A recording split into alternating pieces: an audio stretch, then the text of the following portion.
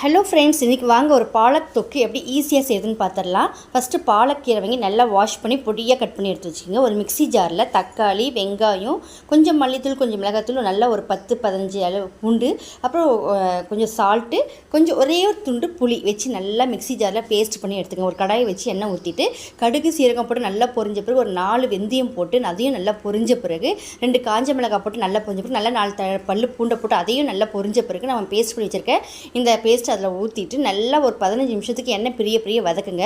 வதங்கின பிறகு நம்ம கட் பண்ணி வச்சுருக்க இந்த பாலக்கீரை அதில் போட்டு நல்லா மீடியமான சிம்மில் வச்சு நல்லா வதக்க விட்டுருங்க. தேவைப்பட்டால் கொஞ்சமாக தண்ணி ஆட் பண்ணிக்கிங்க. மீடியமான சிம்மில் வச்சு நல்லா ஒரு 20-25 நிமிஷத்துக்கு வதக்க விட்டிங்கன்னா சூப்பரான பாலக் தொக்கு ரெடி ஆகும். இது வந்து சூப்பராக சாப்பாடுக்கு, சப்பாத்திக்கு, தோசைக்கு, இட்லிக்கு எல்லாத்துக்குமே ரொம்ப சூப்பராக இருக்கும். இதை நான் ஃபஸ்ட் டைம் ட்ரை பண்ணேன். செம்ம டேஸ்ட்டாக வேறு லெவலில் வந்து நீங்களும் ட்ரை பண்ணி பாருங்கள். இந்த வீடியோ பிடிச்சிருந்தா லைக் பண்ணுங்கள், ஷேர் பண்ணுங்கள், மறக்காமல் சப்ஸ்கிரைப் பண்ணி பாருங்கள். தேங்க்ஸ்.